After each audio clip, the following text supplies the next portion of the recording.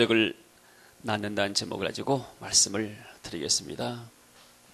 자, 태초에 하나님이 천지를 창조하셨습니다. 세상 어떤 책에도 천지 창조에 대해서 말하지 않습니다. 그러나 성경 가장 앞에 1장 1절을 보게 되면 태초에 하나님이 천지를 창조하셨다. 자, 그래서 천지 창조는 하나님의 역사입니다. 하나님이 일부러 이것을 막 증명하려고 내가 이렇게 해서 천지를 창조했다, 내가 말씀하니까 세상에 이런 원리를 해서 만들었다, 하나님이 그렇게 설명하지 않았어요. 하나님의 말씀이 선포입니다. 자, 선포된 하나님의 말씀을 믿을 때 하나님의 역사들이 일어날 줄로 믿습니다. 하나님은 창조의 능력을 가진 하나님이십니다. 그 하나님은 지금도 새 일을 행하고 계십니다. 사람들이 그래서 불황이다고 다 장사한 사람들이 장사 안 된다고 그러잖아요. 다 그런 건 아니에요. 아무리 불황해도 어떤 데 장사 잘 되니까 하면은 굉장히 불티나게 장사가 잘 되도 있는 거예요. 세상 사람들이 다 어렵다 하지만은 그러나 하나님이 지금도 살아계시고 하나님은 지금도 새 일을 행하고 계신 줄로 믿습니다. 근데 하나님이 일하시는 방법이 있습니다. 뭐든지 다 원리가 있어요. 근데 하나님은 어떤 방법을 통해서 세상에서 지금도 일하고 계신가? 오직 믿음의 사람들을 통해서 일하고 계십니다. 할렐루야. 그 믿음의 사람들을 통해서 하나님은 오늘도 창조의 기적을 행하십니다. 오늘 성경에 보니까 이 하나님의 창조의 기적을 체험한 사람들이 나옵니다. 그래서 오늘 이 하나님의 사람들이 어떻게 해서 이 기적을 체험했는가? 자, 이 엘리야가 활동했던 이 시대는 우상의 시대였습니다. 왕이 누구였냐면 아합 왕이었습니다. 이스라엘이 남쪽과 북쪽으로 나눠졌어요. 솔로몬 이후에. 그러니까 우리나라가 지금 이북과 이남 나라인 것처럼. 그래서 이 남쪽은 다윗 그러한 후손들이 왕을 하면서 다스립니다. 다윗의 후손들은 하나님의 은혜 가운데서 그런 대로 하나님을 잘 섬기면서 선한 왕들이 많이 나왔어요. 그러나 북쪽은 처음에 왕부터 시작해서 다 이렇게 우상 만들어가지고 세우는 그러한 왕조였습니다. 마치 정말로 어떤 면에서는 북한에 지금 김일성 동상 만들어 놓고 그렇게 섬기는 것과 너무나 흡사한 거예요. 그러니까 왕들이 우상을 섬기니까 백성들은 따라가지 않을 수가 없는 거예요. 근데 이 아합 왕이라는 사람이 왕이 돼서 20년을 다스렸습니다. 근데 이 사람은 결혼을 누구와 했는가? 저 이방 나라 시돈 왕의 딸 공주와 결혼했어요. 그 사람 이름이 이세벨입니다. 이 이세벨이라는 사람은 이 바알 섬기고 또 자기들이 섬겼던 아세라를 섬기는 그러한 사람이었습니다. 그러니까 이방 왕, 이방신을 잘 섬겼던 왕의 딸 공주와 결혼했어요. 근데 이 이세벨이라는 왕후가 너무나 바알을 열심히 섬기는 거예요. 그래서 이스라엘 전역에다가 바알을 섬기고 또 산당을 짓고 아세라 목상을 세우도록 만들었습니다. 그러니까 쉽게 말하면 도처도처에다가 산당 만들어가지고 우상을 섬기라는 거예요. 하나님의 백성들에게. 백성들은 지도자들이 인도한 대로 따라가는 거예요. 여러분, 우리가 나라에 그러한 유정자를 해서 기도할 이유가 무엇인가? 유정자가 잘못된 판단을 하고 나게 되면 그 피해가 우리 국민들에게 오는 거예요. 지도자 한 사람이 잘못된 판단을 하게 되면 그 영향이 그 통솔하에 있는 모든 사람들에게 미치는 겁니다. 하나님이 다윗이 왕이 됐을 때 다윗이 하나님을 잘 섬겼어요. 그러니까 하나님이 다윗을 통해서 이스라엘 민족을 축복한 거예요. 여러분의 가정에 한 사람이 믿음의 사람이 하나님을 잘 섬겨나면 그 한 사람 때문에 하나님이 여러분의 가정과 자녀의 복을 줄 줄로 믿습니다. 할렐루야. 그런데 이 아합이라는 왕은 오히려 하나님을 믿는 선지자를 핍박했습니다. 그리고 다 잡아 죽였어요. 하나님 믿는 사람들 다 죽였어요. 세상에 이런 일이 어디가 있겠어요? 이스라엘 민족들은 400년 동안 애굽에서 종살이했어요. 이 종살이한 민족을 하나님 모세를 통해서 홍해를 건너서 가나안 땅에 오게 만든 거예요. 그러면 이 사람들이 가나안 땅에 와서 너무나 자유로운 거예요. 옛날 종살이 할 때는 그저 아침에 나가서 일하고 나라에서 주는 거 먹고 사는 것이 고작 그뿐이었습니다. 땅도 없고 또 자기들의 어떤 곡간도 없고 아무것도 없었어요. 날마다 그저 주름대로 먹고 사는 종살이에 불과합니다. 그런데 이 가나안 땅에 오니까 자기의 땅이 있습니다. 또 자기 집을 아름답게 지었습니다. 포도나무 농사를 짓고 또 여러 가지 이런 곡식을 하게 됩니다. 곡식이 풍성합니다. 이것을 추수해서 창고에다 저장합니다. 아름다운 식사와 좋은 그런 환경 가운데 살고 나니까 사람들이 어딜 향하는가? 이 사람들이 우상을 섬기는 거예요. 여러분, 사람이 이렇게 다 인간이 그런 겁니다. 내가 힘들고 어려울 때는 하나님을 간절히 찾습니다. 그러나 하나님께 축복하시고 좀 살만하고 나면 하나님을 떠나는 거예요. 지금 이스라엘 민족이 그런 상황입니다. 그래서 하나님의 은혜에 배반하는 거예요. 하나님을 섬겨야 되는데 하나님의 은혜에 배반해서 오히려 우상 앞에 다가가서 이 우상이 우리를 인도하고 우리에게 복을 줬다. 그리고 계속해서 복을 줄 것이다. 이런 어리석은 일을 하고 있는 것입니다. 그래서 하나님이 이스라엘 민족이 너무나 이게 잘못 나왔기 때문에 3년 반 동안 땅에다가 비도 안 주고 이슬도 안 줘버렸어요. 곡식이 다 말라 죽습니다. 먹을 것이 없습니다. 흉년이면 사람들의 인심도 흉흉한 거예요. 그러니까 이스라엘 민족들이 살 수가 없는 거예요. 어디가 물이 있느냐고 물을 찾아 일을 쓰고 있습니다. 그런 가운데서 지금 이 중심의 인물이 누구냐면 엘리야 선지자입니다. 여러분, 오늘날도 사람들이 기근에 시달리고 있습니다. 많은 사람들은 경제에 관심이 있습니다. 항상 경제가 어렵다, 불황이다 이렇게 말합니다. 그러나 경제 불황이 문제가 아니고 영적인 기근에 시달리고 있어요. 하나님의 말씀의 생수가 내 안에 들어오지 않는 거예요. 세상에 어떤 세속적인 인본주의의 물, 불신앙의 물만 먹고 사는 거예요. 여러분, 세상에서 뉴스를 한번 봐보세요. 뉴스 보고 나게 되면은 세상에 온통 마음이 어두워져 버려요. 그럼 뉴스 보기는 화가 나냐? 저런 나쁜 놈들이 있느냐? 저런 사람들이 어떻게 있을 수 있느냐? 막 화가 나는 거예요. 그 나머지 나중에는 기도도 잘 안 돼. 내 마음에서 화가 나니까. 여러분, 우리 예수 믿는 사람들이 뉴스는 보면서 정말로 하나님의 구원 뉴스, 성경 말씀을 듣거나 읽지 않게 되면 우리의 신앙이 다 나락에 떨어져 버립니다. 타락하는 거예요. 우리가 매일매일 하나님의 말씀을 듣고 음성 듣지 않게 되면 우리의 신앙은 세속적인 것이 되고 세상과 똑같은 거예요. 그리고 하나님이 왕이 아니고 물질이 왕이고 세상에서 내가 왕이 되는 거예요. 오늘날 시대는 돈이 없고 먹을 것이 없는 시대가 아닙니다. 정말로 어떤 면에서는 오늘날 시대가 얼마나 좋은 시대가 됐어요. 가난한 사람들, 힘든 사람들 나라에서 도와주잖아요. 옛날에는 어디가 이랬습니까? 또 이렇게 65세 이상 되게 되면은 어느 정도 충분하지 않지만은 그래도 또 나라에서 마련해서 극빈자들, 이렇게 영세민들, 또 힘든 사람들 이렇게 연금도 주고 그러잖아요. 세상이 얼마나 좋은 나라예요. 근데 먹을 것이 없어서 하루에 세 끼 밥 못 먹어서 우리가 굶어 죽는 것이 아니고 영적인 기갈이요.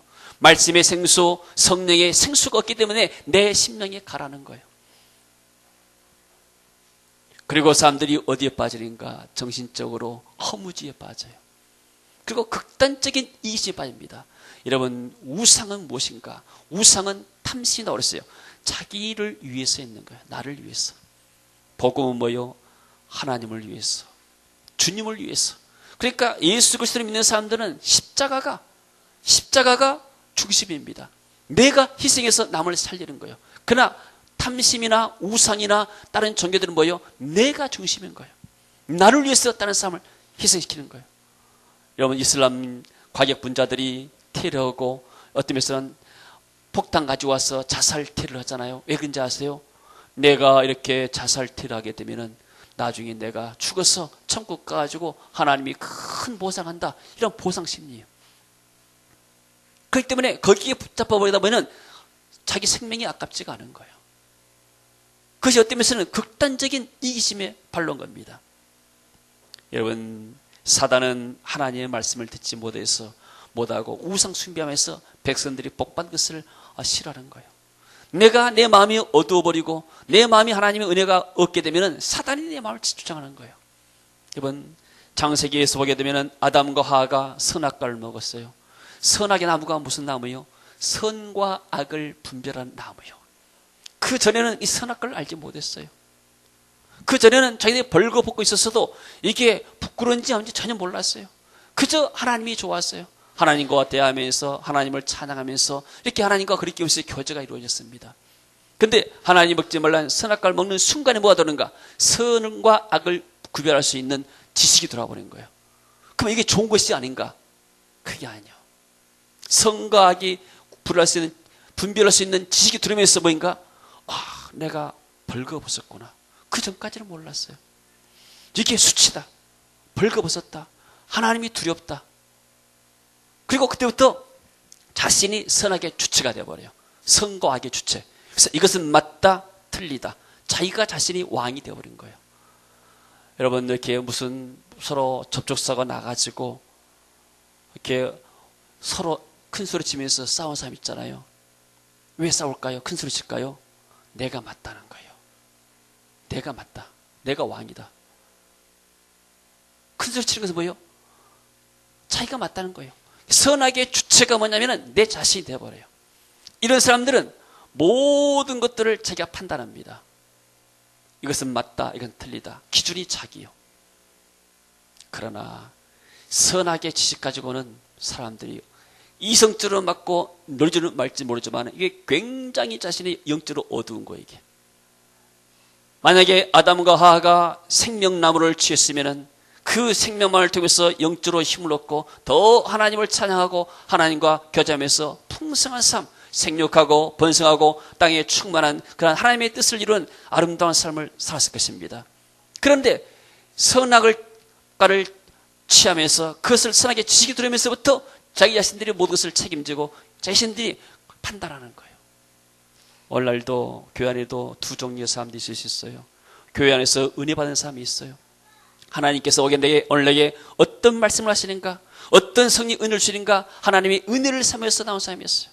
어떤 사람들은 선악으로 이 예배가 맞다 틀리다, 저 사람이 맞다 틀리다, 왜 저 사람은 저런 옷을 입고 왔을까, 왜 저 사람은 이렇게 할까, 모든 것을 판단하는 사람들, 이게 선악의 나무를 취하는 거예요. 이런 사람들의 심령 가운데는 하나님의 은혜가 없어요. 예배가 지루하다, 예배가 길다, 기도가 길다, 찬양이 싫다, 영적인 것을 견디지 못하는 거예요. 마음이 어두워져 버려요. 내 생각에는 온통 판단의 생각밖에 없는 거예요. 여러분, 이건 죽는 길이에요. 여러분, 교회 뭐하러 옵니까? 하나님을 예배하러 오고 하나님의 주시는 은혜 받으러 온 줄로 믿습니다. 내 안에 하나님의 말씀과 성령의 생수가 사라질 때 사단이 내 마음을 붙잡아서 선악의 주체가 되게 만드는 거예요. 모든 것을 다 내가 중심에서 판단하고 마는 거예요. 이게 뭐예요? 성령의 역사 없고 이 바로 우상의 시대였고 탐심의 시대, 이 기근의 시대 이스라엘 민족들의 그런 태도였습니다. 자, 근데 이런 어려운 환경 가운데도 기적 속에서 사람이신데 엘리야라는 사람이에요. 하나님께서 말씀하시죠. 2절에 보게 되니까 엘리야에게 말씀하십니다. 너는 여기서 떠나 동쪽으로 가서 요단 앞 그리 시냇가에 숨고 그 시냇물을 마시라. 물이 없는데 기근이 비가 안 오니까 시냇가에 가서 거기서 물 먹고 살아라. 내가 까마귀들에게 명령하여 거기서 너를 먹이게 하리라. 까마귀라는 이 날짐승은 굉장히 개걸스럽습니다. 그리고 썩은 것을 좋아해요. 시체를 좋아해요. 동물의 시체나 사람의 시체나 썩은 것을 막 좋아합니다. 굉장히 먹을 것을 남에게 나눠주고 그런 이 날짐승이 아니에요. 근데 하나님은 그런 까마귀를 통해서도 엘리야에게 식량을 공급하였어요. 할렐루야. 여러분, 하나님이 우리의 모든 물질의 필요의 공급자인 줄로 믿습니다. 아니요, 우리 사장님이 나의 공급자요. 천만의 말씀이요. 하나님이 그 사장님을 통해서 여러분의 회사에 여러분에게 물질을 공급하는 거예요. 하나님이 공급하시는 거예요. 할렐루야. 하나님이 우리의 물질의 공급자가 된 줄로 믿습니다. 나의 하나님이 그리스도 안에서 그의 풍성하신 대로 너희 모든 쓸 것을 채우시리라. 사도 바울이 빌립보 교인들에게 한 말씀이죠. 그리고 이방 여인, 이 과부를 통해서 선지자를 나중에 먹였습니다. 더 이상 이제 물이 말라서 먹을 것이 없어요. 그래서 하나님이 또 엘리야에게 말씀하시죠. 8절 보니까 여호와의 말씀이 엘리야에게 임하여 가라사대, 9절 같이 한번 읽어볼까요? 너는 일어나 시돈에서 간 사르밧으로 가서 거기 머물라. 내가 그곳 과부에게 명령하여 내게 음식을 주라게 하였느니라. 시돈이라는 지역은 어떤 지역인가? 시돈이라는 것은 이 이세벨 자기 아버지가 시돈 왕이었어요. 그 시돈 왕이 다스리는 통치 지역이에요. 그러니까 이 이방신을 섬기는 적군의 심장부가 바로 시돈이란 말이에요. 거기에 한 과부를 명령해가지고 과부의 집에 엘리야를 지금 피신시킨 것입니다. 여러분, 하나님의 능력은 적군의 심장 가운데서도 은신처를 찾을 수가 있으십니다. 할렐루야. 그래서 이 과부는 어떤 사람인가? 여러분, 당신은 가부장 제도예요. 오늘날 여성들이 이렇게 경제활동이 있기 때문에 이렇게 싱글도 있고 또 이렇게 환자도 이렇게 능히 살 수가 있습니다. 경제활동이 되기 때문에. 그러나 옛날에는 과부들은 경제활동이 없어요. 우리나라도 그랬잖아요. 대부분 남자들가 일하게 되고, 가부장적인 제도에서 남편이 얻게 되게 되면 굉장히 약자입니다. 그리고 이 사람은 지금 남편이 부자로 살다가 죽은 게 아니에요. 유산도 없는 거예요. 가만히 보니까 나뭇가지를 주워다가 먹고 사는 정도 되게 되면 부잣집은 아니에요. 부잣집이 돈이 있게 되면 종들을 시켜서 나무고 막 그러잖아요. 근데 이 사람은 지금 이 기근의 때를 지금 얼마나 견디지 못한 거예요. 앞으로도 2년 동안 기근이 남아있는데. 그래서 이 사람은 오늘날 말하면 최상위 빈곤층이란 말이에요. 하나님은 이런 약자를 통해서도 역사하신 거예요. 할렐루야. 근데 그 당시에 이스라엘 민족들은 원래 하나님을 믿는 백성들이었고, 또 이스라엘 안에도 많은 과부도 있었을 거예요. 돈 많은 과부도 있었을 것이고, 자기 집이 아주 화려한 그런 과부도 있었을 것이고. 그런데 하나님은 엘리야를 어디에 보내는가? 이스라엘의 집에 과부집에 보내지 않았어요. 저 이방 땅, 그것도 시돈 땅, 그리고 제일로 가난한 이 과부의 집에 엘리야 선지자를 보내셨던 거예요. 하나님은 지극히 작은 자를 통해서도 역사하십니다. 할렐루야. 우리가 생각할 때 겁니다. 하나님은 뭐 이렇게 그 목사님이나 장로님만 통해서 역사하실 것이다. 하나님은 저 뭐 1000명, 10,000명, 10만 명은 교회를 통해서 역사할 것이다. 아니에요. 하나님은 지극히 작은 자를 통해서도 역사하십니다. 아멘. 지극히 작은 자도 하나님의 능력의 손에 붙들리게 되면 하나님 일을 감당할 줄로 믿습니다. 할렐루야. 그래서 하나님이 그 과부에게 말씀하셨습니다. 분명히 그랬잖아요. 9절 보니까 내가 그곳 과부에게 명령하여 내게 음식을 주게 하였느니라. 엘리야가 가기 전에 하나님이 그 과부에 나타났습니다. 내가 선지자 엘리야를 보낼 것이다. 오게 되면은 네가 그 사람을, 그 선지자를 잘 섬겨라. 네 집에서. 과부에게는 엄청난 일이요. 아니, 나는 지금 먹을 것이 없는데, 나는 가난한 사람인데, 내가 알지도 못하는, 우리는 이방신을 섬기는 우상을 섬기는 민족인데, 저 이스라엘 하나님이 여호와가 종이 하는데 왜 내가 섬겨야 되는가? 나는 아무 이유도 없는데. 분명히 거절 이유가 많이 있었습니다. 근데 하나님이 그 과부를 택했다는 사실이에요. 여러분, 우리가 그리스도를 택한 것이 아니고 하나님이 그리스도 안에서 우리를 선택한 줄로 믿습니다. 아멘. 하나님이 우리에게 나타나셔서 우리에게 은혜를 주셨다는 사실이 얼마나 감사한 일이에요. 할렐루야. 말씀을 들을 수 있는 것이 축복입니다. 모슬림제 같은 때는 하나님의 말씀을 듣지 못하게 만들어요. 그리고 하루에 5번씩 확성기를 틀어가지고 기도문을 외워놔요. 인도를 시작하게 되면 굉장히 스트레스가 돼요. 새벽에 일어나게 되면 잠도 덜 깼는데 뭐 확성기 틀어가지고 새벽부터 그냥 한 20분, 30분씩 막 틀어놔버려요. 그러면 영적인 혼란이 와본 거예요. 우리는 잠깐 가서 듣고 오지만은 그것에 계속 살다 보게 되면 영적으로 어둠이, 구름이 깨진 거예요, 이게. 그러면 굉장히 역사에 시달린다, 사람들, 영적으로. 지금, 이 과부가 영적인 어둠 가운데 사는데 하나님이 그 과부를 찾아와서 그 과부에게 말씀했다는 사실이에요. 여러분, 우리가 어떻게 사는가? 내 영혼이 하나님의 살아있는 말씀을 먹어야 사는 거예요. 내가 하나님의 기름 부으신 가운데 거할 때 내 영혼이 살 줄로 믿습니다.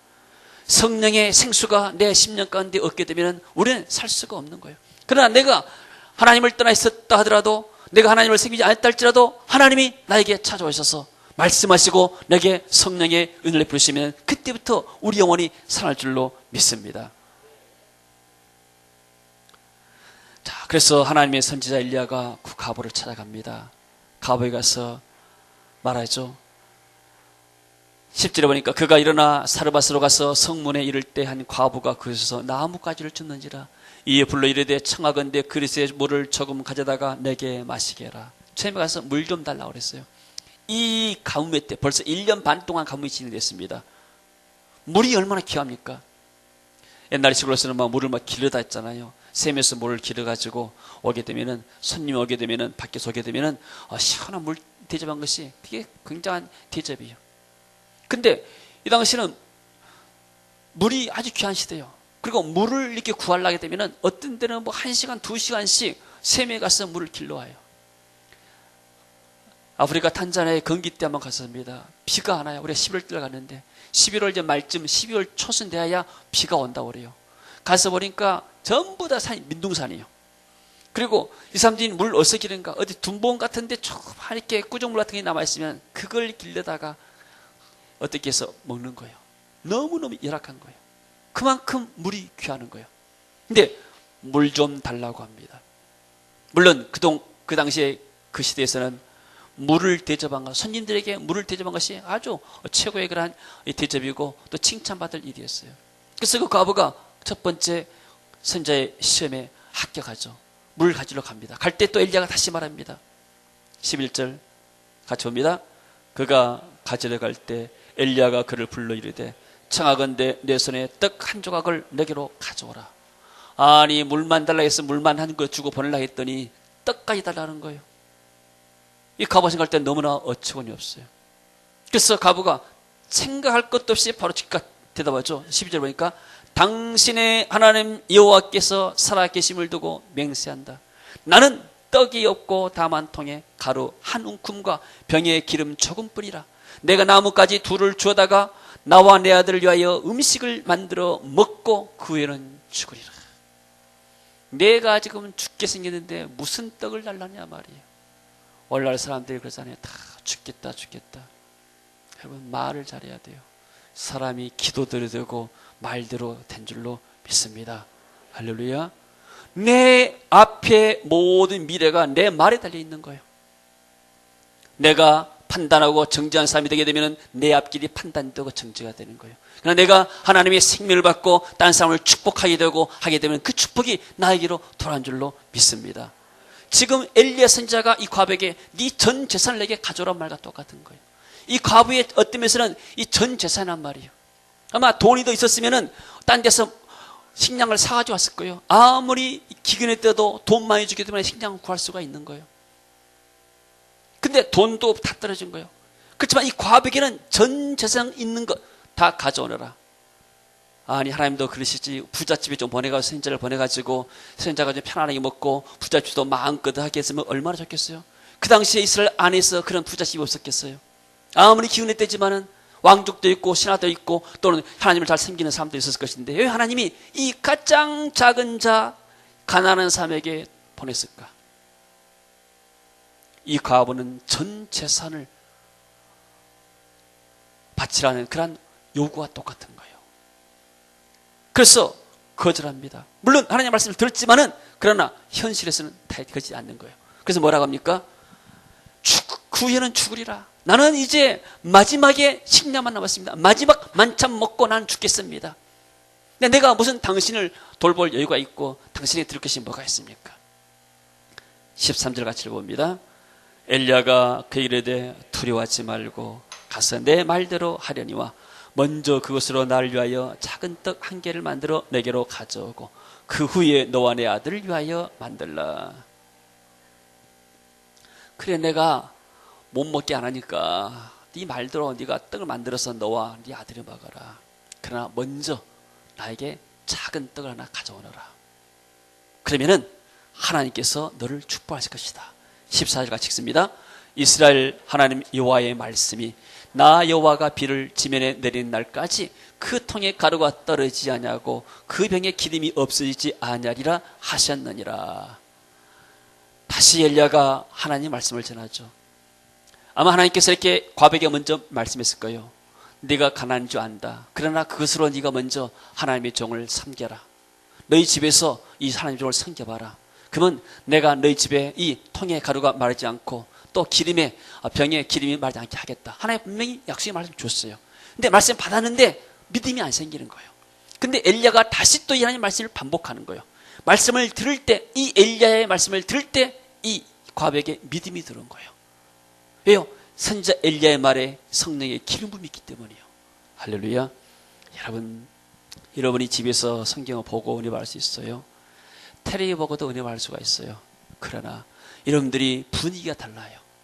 내가 이렇게 여러 가지 일하다가 잠깐 성경 말씀도 볼 수 있고 다 집안일 설거지 하면서 텔레비 볼 수도 있게 되고 분위기가 달라요. 교회와 해요. 예배 가운데 말씀이 선포될 때 성령의 기름 부음이 여러분에게 임한 줄로 믿습니다. 말씀을 들을 때 성령의 역사가 내 안에 임한 줄로 믿습니다. 베드로가 말씀을 증거할 때 고넬료 가정에 모였던 사람들이 다 성령의 충만을 받았습니다. 할렐루야. 이 어떤 기름 부음이 있는 장소, 내가 기름 부음 있는 예배 가운데 거하는 거, 이게 하나님의 축복인 줄로 믿습니다. 그 말씀을 들을 때 내 안에 믿음이 들어오는 거예요. 믿음이 들어와서 순종할 수 있는 은혜가 들어온 걸로 들어오겠습니다. 할렐루야. 여러분, 이 과부가 믿음의 씨앗을 하나 앞에 심었습니다. 성령의 음성을 듣고 믿음의 씨앗을 심은 거예요. 제가 교회를 92년도에 개척했습니다. 교회를 개척할 때 나는 내 전 재산을 하나 앞에 내놨어요. 물론 내가 이렇게 많은 재산이 아니었지만 이 과부처럼 많은 재산은 아니에요. 그러나 난 내 전 재산을 앞에 내놓고 나서 헌신하는 거예요. 그래서 교회를 세운 거예요. 근데 하나님은 이것을 받으셨어요. 여러분, 재산이 많거나 적거나 전 재산을 드린다는 것은 쉬운 일이 아니에요. 여러분들, 믿음으로만 들 수 있는 거예요. 그래서 젊은 사람들, 청년들을 한번 도전해 보세요. 젊었을 때 재산이 많지 않을 때 한번 하나님께 전 재산 한번 드려보세요. 용돈 받아들이지 말고 여러분들 좀 벌어서 하나님이 여러분의 일생을 챙길 줄로 믿습니다. 할렐루야. 이 여자가, 과부가 자기의 전 재산, 양으로 볼 때는, 돈으로 딸 때는 그야말로 작습니다. 근데 하나님이 요구할 때, 하나님이 내가 네 재산이 필요하다, 내가 네 떡이 필요하다, 네 사랑이 필요할 때 하나님께 올려드렸을 때 이게 오병이의 기적이 일어나는 거예요. 할렐루야. 하나님은 믿음을 통해서 역사할 줄로 믿습니다. 고린도서 9장 10절에 보니까 심는 자에게 씨와 양식을 주시는 이가 또 너희 심을 것을 주사 풍성하게 하셔서 의의 열매를 따게 하실 것이다. 내가 하나님께 심고 드렸을 때 하나님 우리에게 다시 또 심을 수 있는 씨를 주시고 양식을 줄 줄로 믿습니다. 그래서 우리의 삶이 하나님 풍성하기를 원하시는 거예요. 할렐루야. 자, 하나님의 능력이 어디 임하는가? 믿음으로 순종하는 사람들에게 하나님의 축복이 임했던 거예요. 하나님 말씀이 내 인생의 최우선할 때 하나님이 그 사람을 축복한 거예요. 할렐루야. 그래서 과부가 어떤 축복을 받았습니까? 그의 권속이 다 모았다고 그랬습니다. 그래서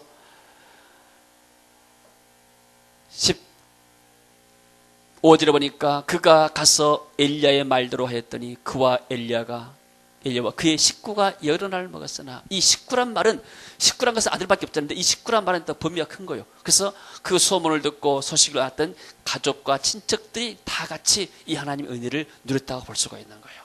그러니까 과부의 한 사람의 헌신을 통해서 자기 아들만 사는 것이 아니라 자기의 친척까지도 같이 사는 거예요. 주 예수를 믿으라. 그러면 너와 내 집이 구원을 받으리라. 할렐루야. 하나님의 말씀에 순종하는 한 사람 때문에 그 가족의 권속이 복을 받다는 사실입니다. 할렐루야. 그래서 여호와께서 엘리야를 통하여 하신 말씀과 같이 통에 가루가 떨어지지 않냐고 병의 기름이 없어지지 아니하니라. 그래서 2년 동안 선지자를 모셨는데 하나님이 그 가정을 축복하고 그 자녀들을 축복했습니다. 그리고 또 어떤 축복이 있는가? 근데 문제가 생겼어요. 17절에 보니까 이로 후에 그 집 주인 되는 여인의 아들이 병들어 증세가 심히 중하다가 숨이 끊어졌느니라. 아니, 선지자가 지금 우리 집에 살고 있고 이 기름 부음이, 선지자를 통해서 말씀의 기름 부음, 성령의 기름 부음이 그 집안에 머물고 있는데 거기에 문제가 생기는 거예요. 사랑하는 아들이 죽어버렸어요. 지금 세월호 참사 때문에 하나밖에 없는 아이, 딸이나 아이 하나밖에 없는 사람 있을 거 아니에요. 죽었단 말이에요. 얼마나 가슴이 미어지겠어요. 근데 이 과부의 전 소망이에요. 희망이에요. 이 과부가 무슨 소망으로 살겠어요? 이 어린 아들 하나 보고 사는데 아들이 갑자기 죽어버렸어요. 그러니까 이런 원망이 나온 거예요. 아니 내가 하나님을 섬겼는데, 하나님의 종을 내가 섬겼는데 내 가정은 이렇게 어려움 당하는가? 왜 시험을 당하는가? 이렇게 하나님 원망할 수 있단 말이에요. 그래서 하나님의 사람 이 엘리야가 가서 말하죠. 엘리야가 뭐라고 말합니까? 18절에 보니까 여인이 엘리야에게 이르되 하나님의 사람이여 당신이 나와 더불어 무슨 상관이 있기로 내 죄를 생각나게 하고 또 내 아들을 죽게 하라고 내오셨나이까. 죄가 없는 사람이 없잖아요. 내가 하나님을 섬기지 않냐고 우상을 섬겼던 것들, 또 내가 이렇게 살면서 많이 실수하고 잘못된 것들, 이런 죄 때문에 하나님이 치셔가지고 내 아들을 죽이셨는데, 내 죄 때문에 아들이 죽었는데, 당신이 안 왔으면 내 아들은 이렇게 살았지 않았을까요? 원망하면서 엘리야에게 간청하는 거예요. 엘리야도 얼마나 당황했어요. 아니 하나님이 도대체 어떻게 하려고, 내가 와 있는데 이 사람이 나를 섬기고 하는데 하나님이 이제 왜 재앙을 내렸습니까? 그래서 19절에 보니까 엘리야가 그에게 그의 아들을 달라 하고 그를 그 여인의 품에서 받아안고 자기가 거처한 다락에 올라가서 자기 침상에 누이고. 여러분 그 당시의 집은요 중동 지방이 덥기 때문에 다락이 최상층의 VIP 룸이에요. 1층에서는 보통 사람들이 살고, 그리고 가장 좋은 집이 뭐냐면은 다락이에요. 다락에 공기가 통해가지고 시원하거든요. 그러니까 이 사람은 선지자를 어디에 모셨는가? 자기 집에 가장 좋은 VIP 룸에다가 모셨다는 거예요. 그렇게 잘생겼단 말이에요. 그래서 엘리야가 아이를 품에 안고 다락에 가죠. 그 다락이 무엇이요?